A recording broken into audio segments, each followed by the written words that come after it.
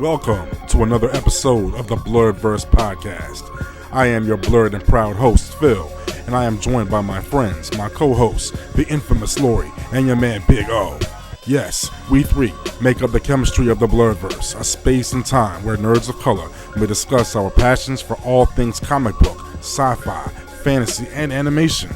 We believe in getting deep into the issues that are present as it pertains to our presence, depiction, and elevation in comic books, sci-fi, fantasy, and so much more. Yes, you are all welcome to the BLERDVERSE. Please join us.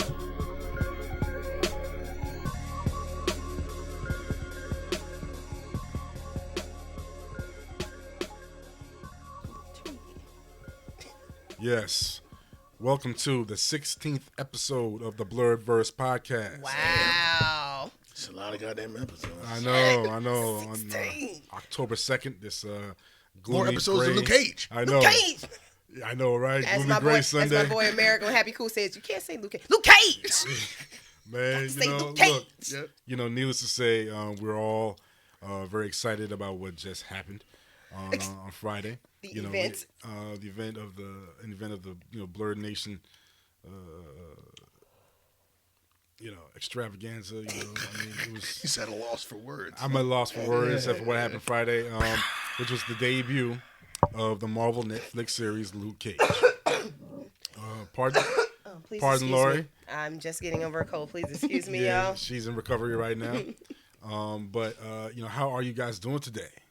Good. Other than that, other than the tail end of a cold, which had me on my ass all week, I'm good. I'm super excited. I'm so excited. October's finally here. Jesus Christ. I know, man. I love the fall. You Fall is understand? my favorite And season. I don't want it to be fast because I'm a summer baby. I love the summer, but all my good TV shit starts in October, so we gotta. And Halloween's. This is my holiday month. Come on, man. I know the holidays around the corner, man. I gotta do that too. I gotta get crazy. costumes. That's next. TV's back and everything. We're getting into other, the tail end of the comic convention season. But how have you been, man? Man, I'm here, man. I'm chilling.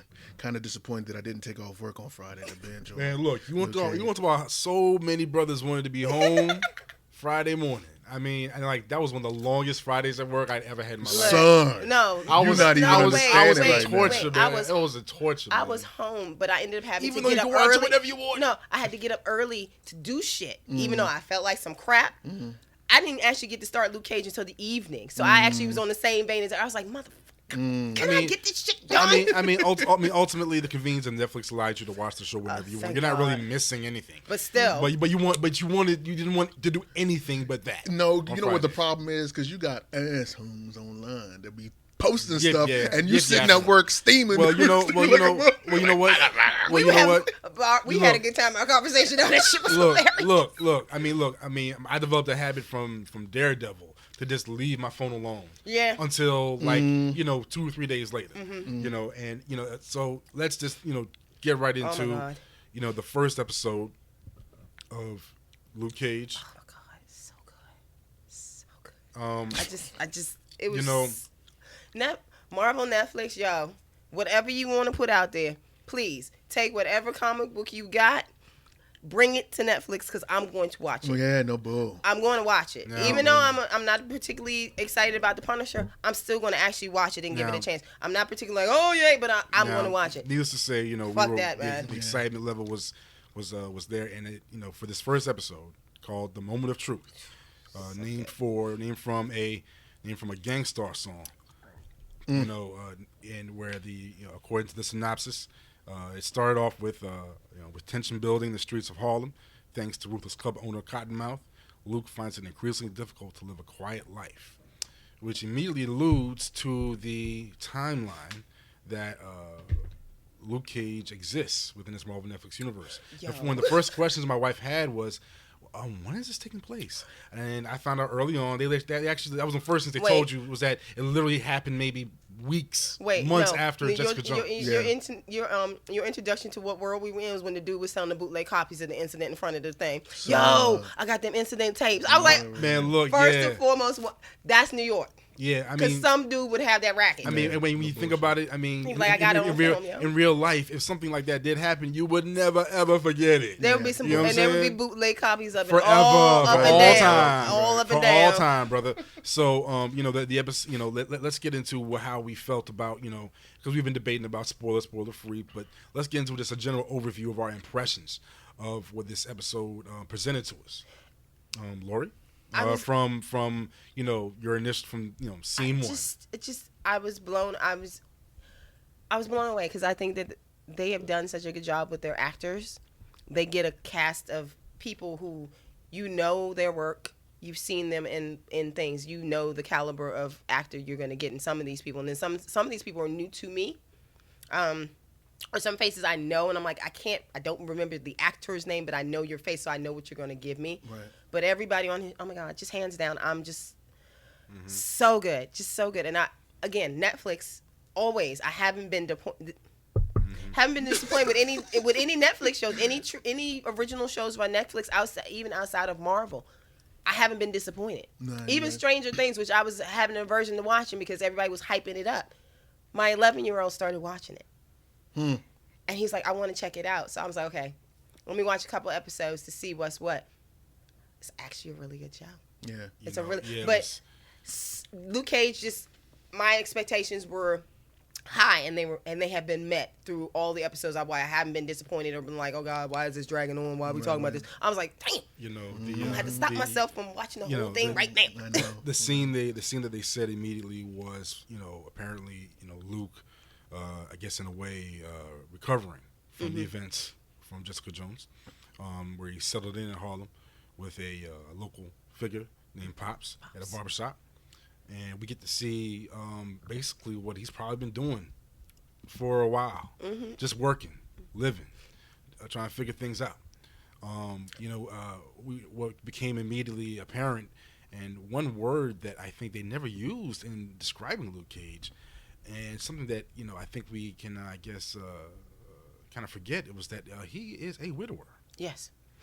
Yes, Reva's dead. Yep. Yeah, the death of your wife at the hands of the woman that you that you hooked up with. It might make you pause. It might make you pause for a minute, right, man? Yeah. Right. It might make you pause, and I don't think I was kind of surprised they kind of didn't, but maybe I guess they wanted us to realize that in the first episode that we're dealing with someone who was in pain, dealing with a man that, in spite of what he can do, would rather live a quiet life. Yep. For reasons that became a little bit more apparent a little bit later. Yeah, exactly. But you also thinking if you got those kind of powers, you thinking you might want to do good shit, but then you like the consequences of, I might want to lay low because Young is gonna be asking me for stuff all the time, and it's one of those. And I get why Luke is like, yeah, and the absolute reason of why he's completely laying low becomes apparent in later episodes. But initially, like, yeah, dude, if I had my wife die, met Jessica, another superpower person who I did not know exists, then I meet another superpower person who's trying to have her kill me, and then I connect the dots between all these people. I don't want to talk to nobody. Don't talk to me. Don't touch me. Don't look at me. And still getting random headaches from the shotgun. Yeah, right. Right. Which I could see all this shit coming, and I couldn't do anything with all that power. That's the other fucked up thing. Think about that. He couldn't do anything against the Purple Man. With all that strength, he couldn't do anything because he had him locked in his brain. And it's just like, yo, that's fucked up. Yeah, right. Yeah. So I won't want to talk. No, I'm gonna sweep some hair off the floor and not talk to nobody either, and not go on no dates. What did you gather from the man Luke Cage from this first episode, man? Luke is a regular dude. He's an around the way. I know he doesn't like this word, but he's an around the way nigga. Right. Doing his job, working, and just trying to keep his head down and get by. Knowing that, you may have more aspirations, but you're going to sacrifice the possibility of those things that you could do or maybe even want to do because you feel you got to get your shit straight first. Right. You know what I mean? So seeing him in Pop's barbershop being like he talked to, what's his name? Shaheen? Oh, the kid in the chair? The little punk ass nigga. The punk ass nigga. So pretty boy. Yeah, he's like, it's about work. This is what I'm. This is honest work. Yeah, honest work. Right. And that was the thing. Right. And seeing him just be an actual role model without throwing that out there, because he wasn't really like, you see him later on in the show, and you can see he obviously is a role model for the community. Right. But even in that small instance, he's a role model. You know what I mean? I love his that. his moral building blocks became apparent pretty quick. Right. As well as his other appetites. We become immediately introduced to the other antagonists, Cornell Cottonmouth Stokes, and his cousin Mariah. Black Mariah. I don't think she likes that name. You color-struck Negro. We become which was funny as hell. We immediately become to see the larger setting that Harlem presents, and what is because this is present day.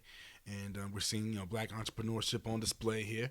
We're seeing excellent music on display here from the go. Oh God, that was awesome! All the music, because you have to understand. Aside from being a comic geek, I'm a music nerd of the highest order. Mm-hmm. You know what I'm saying? Oh, trust me.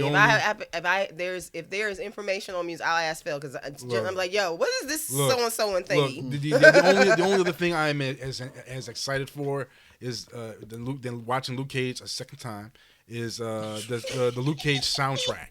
Yeah, I need information on the release date for the Luke Cage soundtrack. Right now. Do you know that the pre-orders for all of that stuff, because it's on Spotify? There's pre-orders?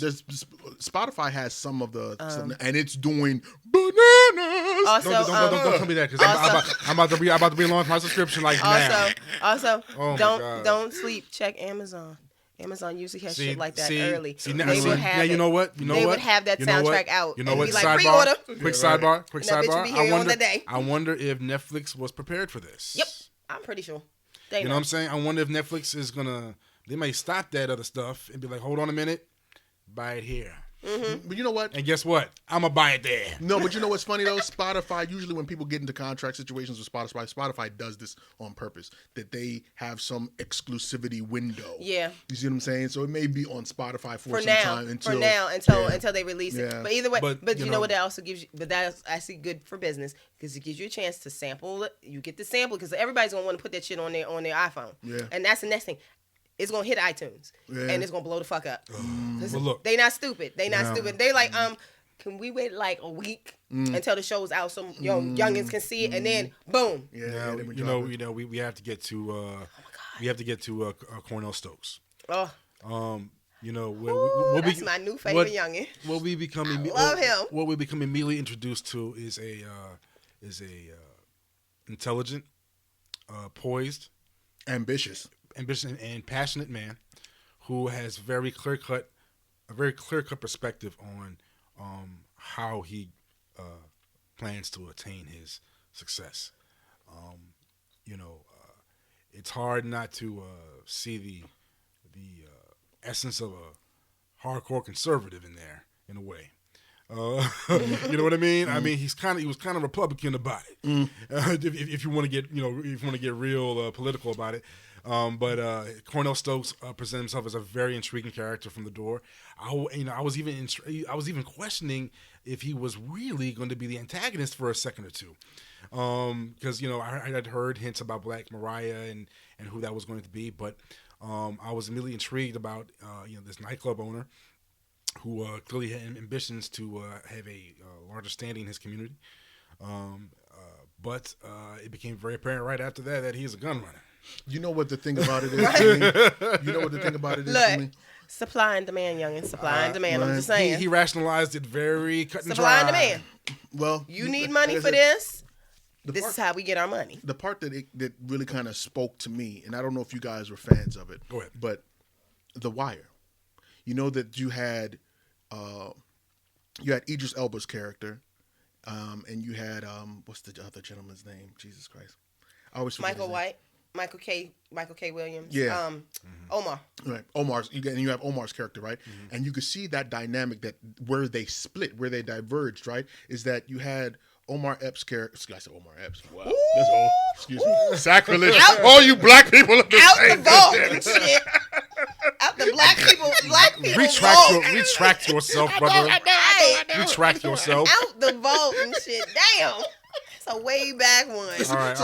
You got Idris Elba's character, and you have Omar, right? And you see that divergence in where they want to go in terms of taking their business to affect the community and how they expect to go into a new level, right? Right. So one wants to actually make things clean. You can see the divergence in terms of how their perceptions of what power really is.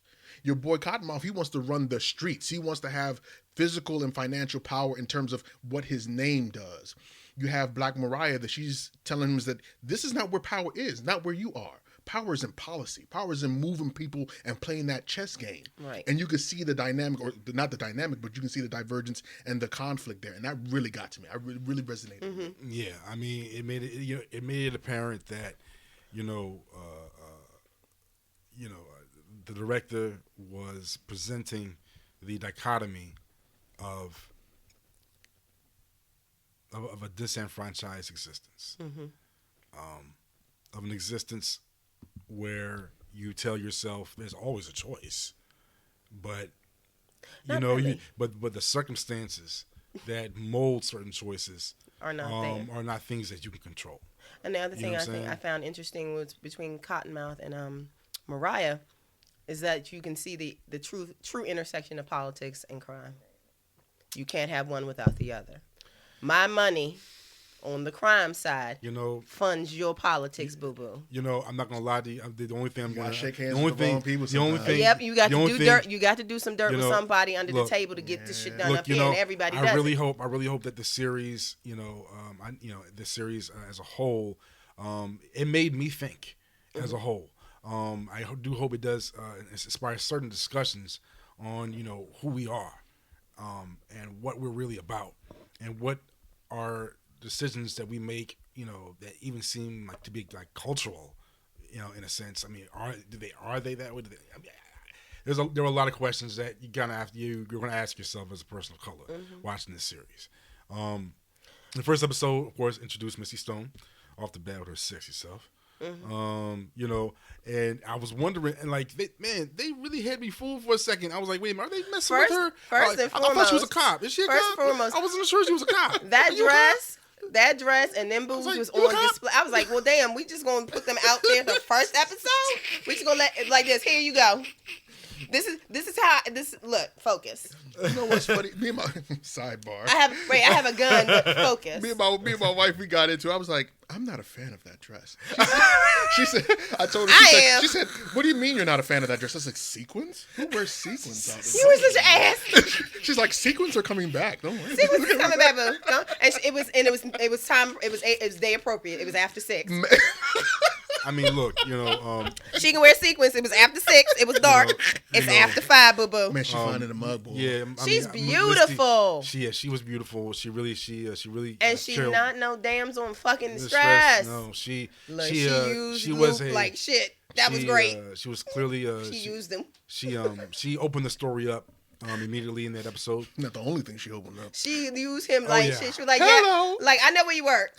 Hey, ladies. Like, can I get your number? No, we good. Yeah. But I know where you work. I'll come see you. Man. Peace out. Simone Mizzet. And you know what? Simone Mizzet. And that's and I will applaud that because you didn't make her some whimpering. Oh, let's hug and coach. She's like, nah, boo. Duty calls. I got to go. Right. But thanks. I'll no, don't give me your number. We good though. I know where you work at. I'll come see you at the bar. Now, if I need you. Now, obviously, we were introduced to a lot of the main power players. Not all of them, of course, but some of the ones that were going to lead the story forward. And of course, a pivotal scene, a scene that begins we believe Luke's inner turmoil was seeing Chico, and when he left that night. Yeah, which is where we see. And you know what? I knew that dumbass was gonna get into something. Because that little cocky bastard that was sitting in his chair, I'm like, that fool is gonna get your ass in some trouble because you think you better, you think you the shit and you not.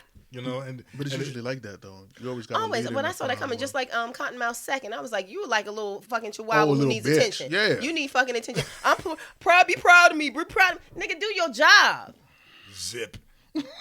Right. Do your damn job. Yeah, no if you did your fucking job, this would not have happened. I thought Zip was reversed. Because I'm sorry, why in the hell weren't you in on that run? That's my other thing. Why were you sitting up in my club next to me when you knew there was a big old run, a big exchange that had to happen? Why in the fuck weren't you there? Well, just saying. Think logically. Now, yeah. If you're boss, you the man, I'm you the lieutenant. My ass is gonna go oversee that transaction to make sure that shit comes back to the club. Yeah, now, this leads to really the. But needless to say, that's he neither here nor there no more. Yeah, I guess we're getting past spoiler free. But obviously, there was one point when during the night while Luke was working, I think closing up the barbershop, and Chico was leaving out. Yeah. And he saw him with a gun. Yep. And Luke immediately he hesitated, and we start to see what a certain attitude that he portrays in the beginning, a kind of offhand attitude towards those choices. Right, mind your own business. The first thing he said was, we make our own choices. Something to that effect. No, he did ask him like, "What's going on with the gun?" And old boy shushed him. So he was like, "Well, you know what? My daddy, you ain't my daddy. My daddy's dead. Blah blah blah." And he was like, "All right, okay. But he still, you could see in his eyes like he wanted to do something. You gonna do something stupid? And I want to stop you. And we, hey, needless to say, this is a phrase I'm going to continue to say throughout these reviews. Probably is that was some real shit. Look, on the real. Look, we've been there. We've all been there where we exhibited to some concern to someone, and they're like, "Hey, mind you, this ain't." And you're like, you know what, man? Right. You're right. You know what, man? I got a family at home. I got a wife. I got children. I just want to see if you okay, man. Right, but fuck you know what I'm saying? Man. But if you immediately telling me that this is dangerous shit, then fine. Okay. I ain't got no time for that. I can bleed. You know what I'm saying? I don't want to bleed, so I'm not gonna bleed for you. And that's life, and we can go our separate ways. Right. Good luck to you. But Luke, this is where we get into the broader. We you're immediately struck with the question. Well, what if you didn't have to worry about bleeding? What if you didn't have to worry about getting shot or stabbed? What if you didn't have to worry about that? See, I don't want that kind of power. And that's the thing. And why are we saying that? Because part of it is because, we don't trust the public. We don't trust the media. We don't trust the government. And we don't trust law enforcement. And I don't trust myself. You know what I'm saying? Despite whatever good intention I don't trust myself. Yeah. I know me. I know myself very well, and it's to have that kind of power. I don't necessarily know it would be. I would always be the hero. Right. We all know what we think we would want to do. And be that great person. When they don't sit in your lap, man. Like, so I can get away with really? Yeah, and you'll be surprised at how long you sit with that question. Yeah. You know what I'm saying? Like, and damn, I can see why Luke is pondering, like, fuck that. And pausing, and like he's constantly hesitating, and constantly like the reluctance and the inner conflict each and every time. You're like, all right, man. And then to the point where, well, or you end up being like, okay, I'm only gonna help the people that are closest to me and not the larger world. But then that ends up being one of those things where it starts off this way and then it ends up opening up a floodgates because you helping that one person that's close to you ends up trickling out helping other people. You're right about that. So you either do it or you don't. And the people on the other side of the equation, don't particularly care for what you're doing. Right. So they're gonna respond in kind because that's life. Right, which means because people hold grudges, right? And people don't like people don't like you. They'll do what they want to do to stop. And if I'm invincible, I'm invincible. If you're messing with someone's money, my family's not. Right. Yeah. And that any good villain will tell you. And we see that what happens later on. Right, but any good fucking villain will tell you, I'm not gonna come after you. Right. I'm gonna go after what you care about. I'm glad that the first episode put that question out off the bat. Right. Like, what are you gonna do when you can? You know what I'm saying? It's not even a question. It's not even a doubt that you can do something about it. Right. There's no like, you might get tackled. You might get injured. You might get it. Someone might hit you. Like, no. Nah, bro, I'll be fine. Not likely. Not likely it's gonna bother me, but okay. But we can go with that. But there's 3 young men here that could lose their life. You know what I mean? Do I just say, hey, y'all?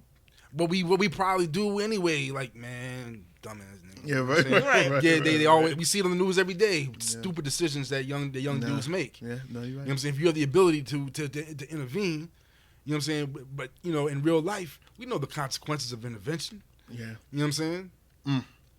I mean, you try to raise your kids to be moral, to be people with morals, people to care about your fellow man. Yeah, but, you know, but now you have to say, but to a limit, yeah, it could get you killed. Yes, as I'm saying, like your sons, you know, should not see another man beat another woman down the street. Right. But at the same time, the first thing you're probably gonna tell them to do is, man, call the police. Call the police. You know what I mean? Right. Don't jump in there. Yeah, you can't, because you can't do that anymore, because it's been too many times that you trying to help that person turns on you, and then ends up a 2-on-1, and you getting. Or they might pull out a gun. Right, and it's not kill everybody. And you can't be, and so even with people close to you, there's a limit to that too. Yeah. So it's like that's a sign of excellent writing, when you pose all those moral questions in one or two little actions. And then you throw this big monkey wrench in there, like, oh, wait a minute, brother. You don't have to worry about no gun. You don't have to worry about no knife. You don't have to worry about even 20 dudes. Right. Just come on. So just, you know, handle it or don't. Save these young men or don't. Right. Yeah. And then then it goes back to your morals again. And guess what? He didn't. Well, you know what? The first spoiler. He didn't say. But you know what? Because he didn't know. He didn't know how bad. He didn't know what they were going to do. Yeah, he didn't know what it would. He had no idea what they were doing. But you know what I really liked? I liked that Pops, Frankie Faison. His performance was awesome. It's amazing. That he became this dude's moral compass to say, I've been where you've been. I know what it's like to make the decisions that you ponder and making now. I'm going to tell you now, you can't keep being the person you are. You're eventually going to have to come over to the other side. Right. You get what I'm saying? And him being that quote unquote father figure within that I guess that aspect, not just in the community, but Luke's quote unquote parental figure, someone he can look to. Excuse me. I really thought that relationship, one, was very solid. And two, like I said, being able to have someone that is the mirror reflection of where Luke is compared to where he wants to be or where he should be. Right. Yeah, I thought that was really tight. Really, Exactly. really tight. But everything about this, it was just a standout. What do we think about the acting? Oh. All the chocolate faces. Son, hold on real quick. I know when they posted this originally, right, they said it was going to be like 95, 96% black colored cast. And I was like, man, shut your ass up. There's people say that shit. White people. Son. And actually, I don't think Shades is white. I think he's Latino. He's Latino. Latino. So there's only one white dude. And actually, Yeah. I don't think the dude that plays Scarf is white either. I don't think in real life. I think he's ethnic of some sort. He's either mixed or some sort, because I don't think he's a straight up white dude. Interesting. He might be interesting. Raphael, the guy who plays, he might be part Latino. he might be part of Latino. I'm thinking, honey, they ain't no. The only white face you saw was those are later on. I can't spoil that. Later on. Well, for now, In the perception for is now. Scarf. But you know what? But you know, outside that, one dude. If we gonna say Scarf is the only one dude, and he kind of down, because he been in the hood long enough. Be like, yo, I'm like, hold up, because if I close my eyes, you sound like an old black dude. Some of the shit you saying, I'm like, really, stop talking to her like that. Yeah, but you know, he was giving hints as to his allegiance kind of right away when he went to the barbershop. I'm we're gonna walk white past Pops, man. Look, especially in a time when young brothers out there in the rap game disrespecting elders right now. I can't tolerate this. Nope. You don't disrespect Simmons. I saw that shit coming from I was like, you motherfucker. And I'm like, and that's sad, because you look like you might be entertaining. Damn. You stupid. Although Shades, yo. What's up, bro? Oh my God. How you doing? Yeah. We How you know, look, him, Luke Cage, Cottonmouth. Fuck that. Look, the casting for this from the first episode on became fascinating from the door. I mean, everyone in the barbershop.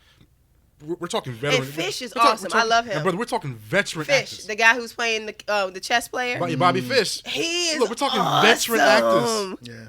I'm like, he's just like, you know what, dude? You like Yoda. That's who you are. You like Yoda. Pops was like Obi-Wan. You like Yoda and shit. Just sitting back watching. You immediately realize the level of dedication Marvel is putting into the writing, into the screenplays of these stories. Right. They really want these things to come alive. And New York came alive for me from the first episode. Yeah. The setting. The opening sequence. Did you notice that the bridge was on his shoulders? Yeah. If you watch the opening sequence, the back of Luke Cage, the bridge is on his shoulders. The bridge is an overlay on his shoulders. I'm sorry for laughing, man. That the look on Phil's face is just awesome. Phil be making some faces. The weight of the world, the weight of his community is on his shoulders. Yeah. I was like, y'all motherfuckers with the symbolism. I hate you. Yes. Yes. Excellent symbolism. Yes. Excellent symbolism. Oh my God, so good. Excellent symbolism. So good. No comment on the shoulders. Hold on. The thirst is real in but Harlem. But you see the sister that showed up in the lawyer. Son. Look. When you got it, you got it. Look, man. Look. Needless to say, if there's anything that this series is reminding me to do is to get back to the goddamn shit. Bruh, I want to wear a tight shirt like that too real soon, man. I need to get back in, man. Mike's gonna be seeing me outside just sweeping for no goddamn reason. I was checking my back like, you sweeping again? My back feels fat. My back feels fat as hell compared to this nigga, man. You having a fucking complex? I'm never eating a fucking again. Man. Jesus Christ. I need to get, the chick in the barbershop, Misty fucking Night, all the chicks that work at the club. Are you kidding me? Yeah, no bullshit. I mean, well, you know. I was like, are you fucking serious? They picked some I was like, you know what? Just stop. My self-esteem is already fucking low. I don't need to be looking at and then the bitch laying on later on the other chicks in his office. Yeah. The director Chio. Sorry, spoiler, but damn. I hope I'm pronouncing his name right. Chio. Chio. Chio. You know, he definitely cast some very beautiful sisters for the entire series. And look, excuse me. And they're all excuse me. And they're all brown. Yeah, they're all brown. There was barely a. There's one, maybe two. But I'm not hating. There was not one snow bunny in the whole jump. And no offense, nothing against my light skinned sisters, but it is nice to see chocolate women cast even this background for a change, looking good. I mean, looking good. Yeah. But you know what though? Being beautiful. That was all that. Yeah. I mean, that's New York, man. That's New York. No, you're right New York that. shit. Yeah, no snow. You're right. No snow bunnies. You know what I'm saying? No That's snow real. That's just real shit. You had one Latina. Yeah. But that don't. I'm sorry. That's just the general mix, boo. That's brown. I mean, Harlem. You know what I'm saying? Harlem. Yeah. You know what I mean? And especially Harlem as it stands right now. You know, so we're gonna have to try to sum things up here for this episode. As you can see, we were all very, very impressed. I mean, if we can get any deeper into what the story itself laid out for us, was clear that we become apparent. Mariah's and Cottonmouth's motivations become apparent in this first episode. Luke's conflicts and his state of mind become apparent in this first episode, as well as we get to see what is pushing the story forward with those young men, and how that wrangles him into this whole situation, as well as coincidentally working at Cottonmouth's nightclub with the too tight jacket on and shit. That shit's hilarious. Like, how you gonna put that swole motherfucker in that tiny ass jacket? It wasn't that bad. That was a European style jacket. He couldn't button the front fucking button. It's too fucking tight. Hold on. Isn't that jacket pretty small? Isn't that dress pretty small? I mean, that was the purpose of the dress, man. I mean, and of course that jacket not supposed to be small. But that did lead to some black love that we had to bear witness to right there. Is that what you call it? I mean, that's what you gotta call it, man. Coffee making, put that black love out there from the gate. Somebody finally gave you some trim. You know what I'm saying? I mean, come home when we come home, you get a little backed up. You know what I'm saying? You gotta let it out. You got to do something. Do something about it. Look, make a brother happy. Put a pep in your step, mom. So we got a good dose of black love from the first episode. But also it became very. I mean, they didn't. The aftermath of that. Of that. I mean, I think they did that to set the tone of their relationship. And it wasn't going to be, and it wasn't what I guess you thought it was going to be, which was kind of a spoiler. But from the gate, you think, oh, these two are going to be riding this whole thing together. Right. Nope. Not exactly. Not exactly, because just because you had sex don't mean that. Right. Oh, we're a couple. We're Cagney and Lacey. Right. Hold on. I will say this. Bonnie and Clyde. I was kind of disappointed in the fact that they made my man Luke look kind of thirsty. Because afterwards he was like, "Can I call you?" He ain't do that with Jessica. No. He did. And you know why? Wait. And you know why? Because Jessica established that shit in the bar.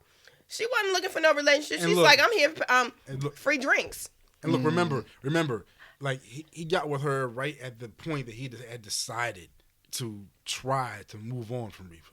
You know what I mean? Okay. And there's something about her, something about Misty immediately reminded him, spoke to him on a Reva level. And plus, Jessica was more, Jessica was,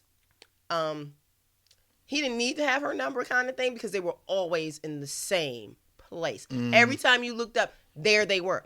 She was down the street from his freaking bar. It wasn't that complicated. He was still in the morning. And Jessica wasn't looking for a relationship.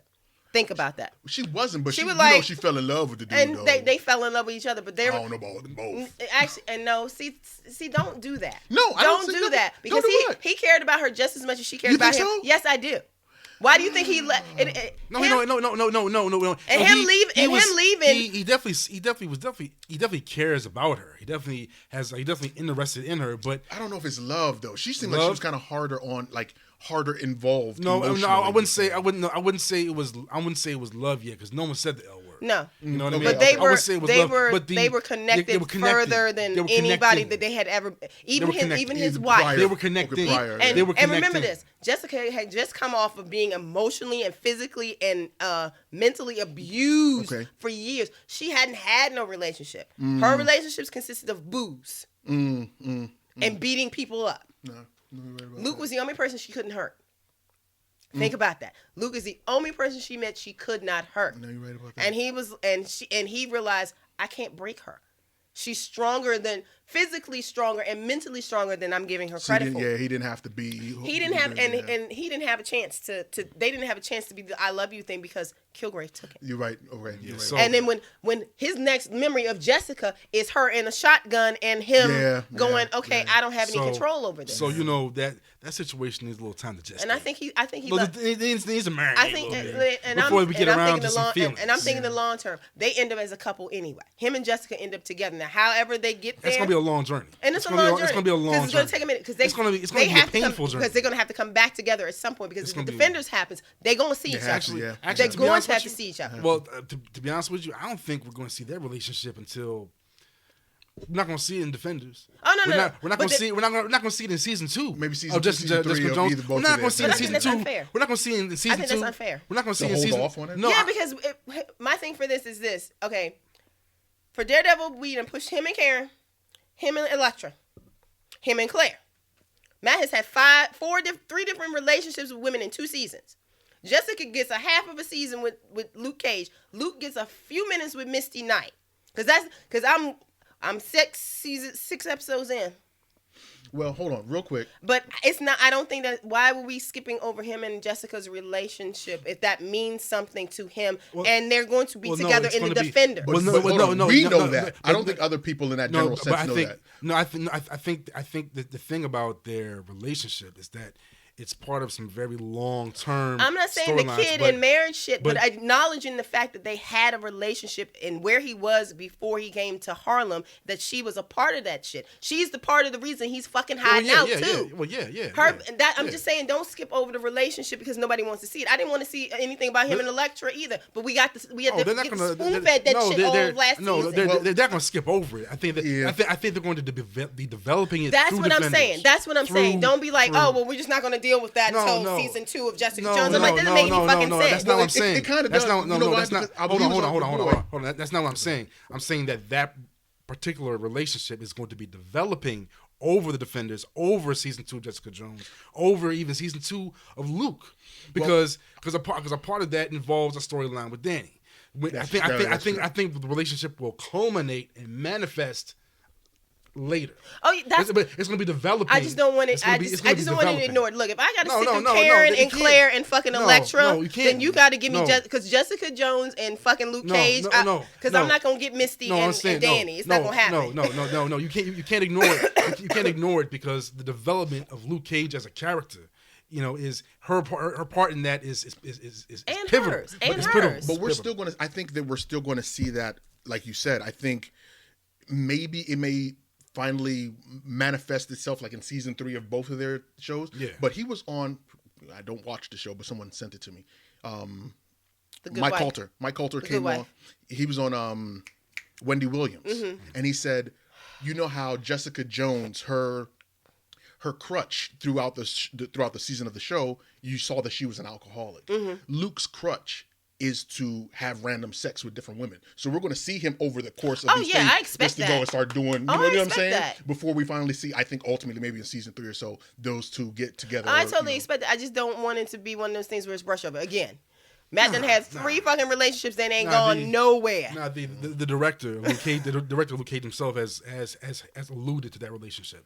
He said but he also alluded to the fact that, you know, look at where these two people are at.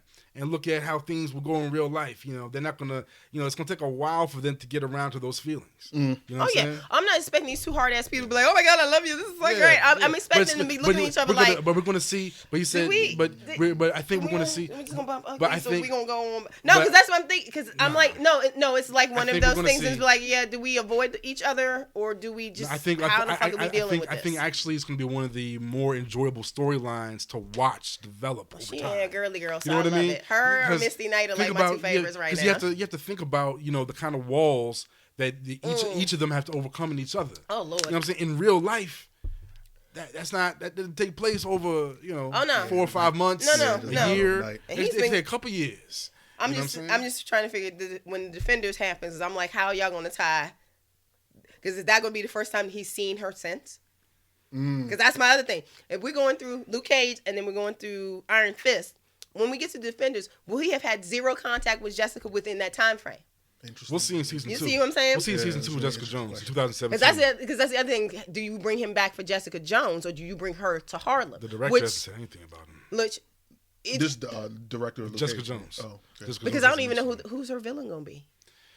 They've been writing. They're writing the season 2 right now. Because I'm saying the Purple Man, your bar is like right here. I mean, I would have to do my research on the Jessica Jones, world there. Yeah, I have to do my research. Yeah, unless you just let all the motherfuckers out from Daredevil and you let out Cottonmouth and you let out fucking Kingpin and let the Purple Man out and just let the motherfuckers run rampant. Like, get him! Look, there are so many blurred questions I have in the aftermath because I let Jared Hogarth. Let's just let all the motherfuckers out. You know, we're all about, you know, a little more than halfway through the series. I'll be honest right now, I finished it. But I stopped. No type of willpower. I stopped. I had to. You have to understand something. When I literally, when you're watching Netflix at the end of an episode and it starts saying queuing up the next episode, right, 20 seconds, I started over with season 1. It was episode 1. I started it right over. I'm watching it over right now. I'm gonna do that this week, and I'm probably gonna hit Jessica Jones again, and I'm probably gonna hit Daredevil again. I'm actually on the last half of Jessica Jones right now. I do want to go back and finish that up for some more context, and then I'm gonna watch Luke again. But see, I got plenty of time because I got to keep myself occupied. We'll talk about what because there's a couple of things coming to Netflix that ain't coming out just yet that I got to keep myself occupied in between my regular TV shows. Okay, well, you know, that's now that we can close out our little discussion. Kind of non geeky stuff, but I'm saying no problem. No, I'm saying some of our listeners are probably like history nerds, so they might like some of this shit. So I'm all about it. Okay, we're going to be closing out our little discussion on the first episode, Moment of Truth on Luke Cage, and we will be getting to. I think we're going to ramp things up for the next episode and get right into episodes 2 and 3, maybe 2, 3, and 4. I'm all about that. Yes, because as a matter of fact, that may be a whole episode by itself. Because I probably would have watched it for the 3rd time by then. Yeah, we're gonna hold you to that. I'm gonna hold you to that one. I'm gonna know every line of dialogue by the time we all see me. Wait, Virginia Slim. Look. I mean, look. The lines in that joint that stick with you. The lines in that joint that stick with you. Like now my line, next time I see you, I'm gonna use my hands, bitch. You know what I'm saying? Man. I was like, whoa. Oh my God. Okay. Yeah. Oh shit! Some of this, I'm just like some of the shit y'all say, but I'm like, yeah, you would hear that in the neighborhood. Yeah. You would definitely hear that shit in the neighborhood. Yeah. That was the funniest. Virginia Slim. Why did you call me Virginia Slim? All right, now let's we're going to be closing out we're going to try our best to close out our Luke Cage discussion. Yes, because we keep talking. I'm sorry. You know, because this thing has hit cats so hard and so many levels. I mean, look, let me tell you, as a part of my my blurred DNA is my tendency to go real deep and intimate with the material and add larger context to it. And, you know, it's hard not to see how easily I can relate to his decisions and his conflicts. Am I right, man? Yeah. No, you know what I mean? And this, supposed to know you a superhero. I mean, you know, my wife thinks I'm a superhero. That's enough. That's the way it's supposed to be. You know, exactly. That's the way it's supposed to be, That's man. true. You know, She's but you know, being a man, being a black man these days and times, you know what I'm saying, and looking at you know, the injustice that goes on around you, and looking at what you're capable of, you know what I'm saying, and what you feel you can do or can't do, what your limitations are, what they aren't. You know, this series will make you think about that. Yeah, it does. This series will make you think about manhood, man. Yep. It will. And we're gonna close. I'm gonna stop it right there. Okay. All right. As we will go over another 20 minutes. Because you want to get political about it, you want to get social about it, you can. You really can.